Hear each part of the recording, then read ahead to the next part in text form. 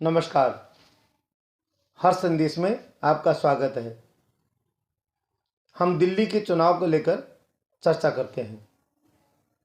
5 फरवरी को दिल्ली में मतदान होना है। दिल्ली के चुनाव में जो मुझे समझ में आ रहा है तो 3 बड़े फैक्टर हैं। पहला झुग्गी झोपड़ी, दूसरा मुस्लिम मतदाता और तीसरा मध्यम वर्ग के मतदाता। सबसे ज़्यादा वहाँ मध्यम वर्ग के मतदाताओं की संख्या है। उसके बाद में झुग्गी झोपड़ी और मुसलमान मतदाता हैं और तीनों ही चुनाव परिणाम बदलने की क्षमता रखते हैं। लोकसभा चुनाव जब होते हैं तो 18% मतदाता मध्यम वर्ग के और झुग्गी झोपड़ी के भारतीय जनता पार्टी में शिफ्ट हो जाते हैं। पर जैसे विधानसभा चुनाव आते हैं, मध्यम वर्ग और झुग्गी झोपड़ी के मतदाता आम आदमी पार्टी के अंदर शिफ्ट हो जाते हैं। यही सबसे बड़ा वहाँ का अंतर था, जो भारतीय जनता पार्टी उसको पाट नहीं पाती थी, रोक नहीं पाती थी। 2024 के लोकसभा चुनाव के बाद में भारतीय जनता पार्टी ने अपनी रणनीति में जबरदस्त परिवर्तन किया। आपको पता है, लोकसभा के चुनाव में 2 बात नेगेटिव फैलाई गई और भारतीय जनता पार्टी इस नेगेटिव का काट नहीं दे सकी, समझा नहीं सकी। विपक्ष ने पहली बात यह फैलाई कि भारतीय जनता पार्टी जो 400 पार की बात कर रही है उससे संविधान बदलेगी, और दूसरी ये बात समझाई कि आरक्षण को भारतीय जनता पार्टी खत्म कर देगी।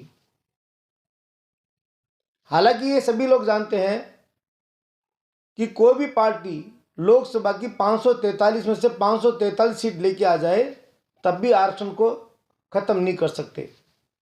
कोई पार्टी खत्म नहीं कर सकती। लेकिन झूठ चला और झूठ का परिणाम ये हुआ कि भारतीय जनता पार्टी 240 पर सिमट गई। कांग्रेस में भारतीय जनता पार्टी में सबसे बड़ा फर्क ये है कि भारतीय जनता पार्टी अपने अनुभव से सीख लेती है। वो अनुभव अच्छा हो या बुरा रहा हो, उसे सीख लेकर आगे चलती है, जबकि कांग्रेस कोई सीख नहीं ले पाती। 2024 के लोकसभा चुनाव के बाद में हरियाणा का विधानसभा चुनाव हुआ।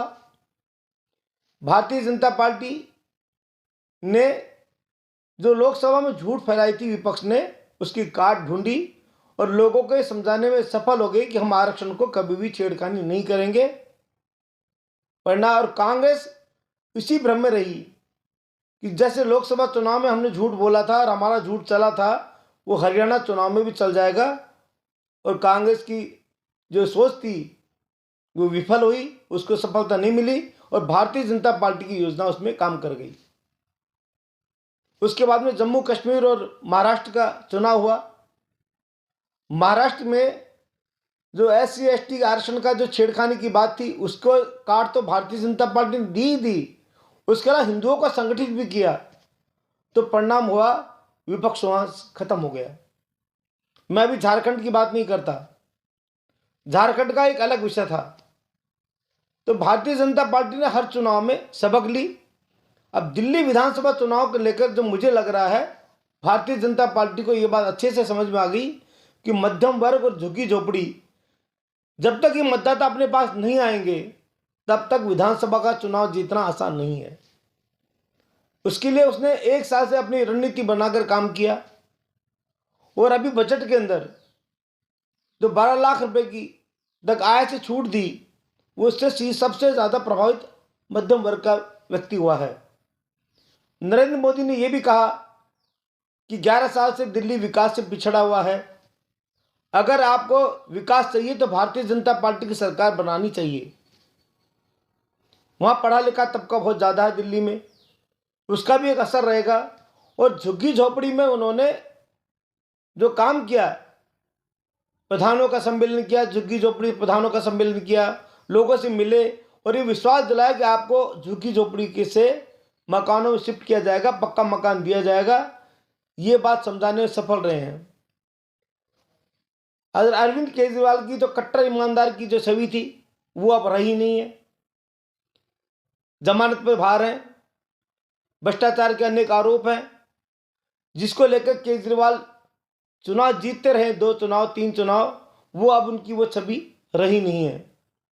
भारतीय जनता पार्टी ने अपनी पॉलिसी में परिवर्तन किया है। इधर कुंभ का असर भी चुनाव में नजर आएगा।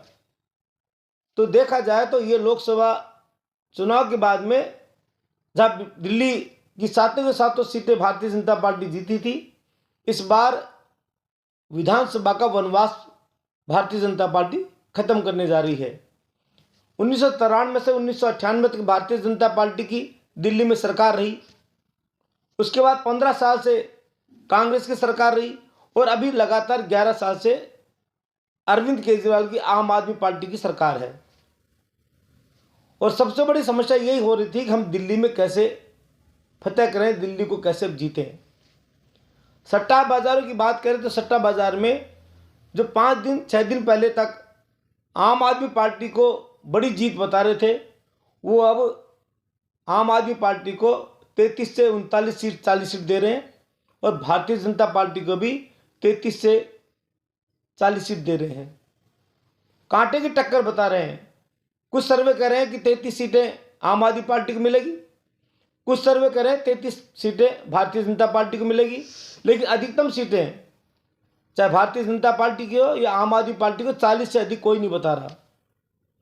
अगर यही स्थिति रहती है तो इसके मतलब आम मध्यम वर्ग के जो मतदाता हैं और झुग्गी झोपड़ी के जो मतदाता हैं उनका आम आदमी पार्टी से मोह भंग हो गया। अगर विकास की बात करें तो विकास का मुद्दे भी भारतीय जनता पार्टी के पक्ष में जा रहे हैं। नरेंद्र मोदी की जो इमेज है, लोगों में जो कहते हैं वो करते हैं, वो भी भारतीय जनता पार्टी के पक्ष में जा रहे हैं। दिल्ली का प्रदूषण है, टूटी सड़कें हैं, पीने के पानी की व्यवस्था नहीं है, यमुना साफ नहीं हुई, ये सब मुद्दे ऐसे हैं जो भारतीय जनता पार्टी के पक्ष में जा रहे हैं। तो 5 फरवरी को जो मतदान होगा और 8 तारीख को जो परिणाम आएगा, उससे लग रहा है कि इस बार आम आदमी पार्टी के लिए भारी संकट का दौर रहेगा। आम आदमी पार्टी को भारी संकट से जूझना पड़ेगा। एक और बात सामने आएगी, अगर आम आदमी पार्टी हारी तो पूरा ठीकरा पुलिस पे पड़ने वाला है, चुनाव आयोग पे पड़ने वाला है। ये बात पड़ने वाली कि वोट नहीं डालने दिया गया, ये बात पड़ने वाली वोटों को रोका गया, ईवीएम मशीन में गड़बड़ी की गई, बैटरी चार्ज का मुद्दा उठेगा। जो सारे मुद्दे वो उठेंगे जिनको अब तक चुनाव आयोग खारिज कर चुका है, क्योंकि विपक्ष के पास में ये ब्रह्मास्त्र है। और भारतीय जनता पार्टी हारी तो भारतीय जनता पार्टी के कोई बहाना नहीं रहेगा, उसको तो केवल मंथन ही करना पड़ेगा। आज तक इतना ही। अगले फिर कोई अंक के विषय को लेकर चर्चा करेंगे। नमस्कार।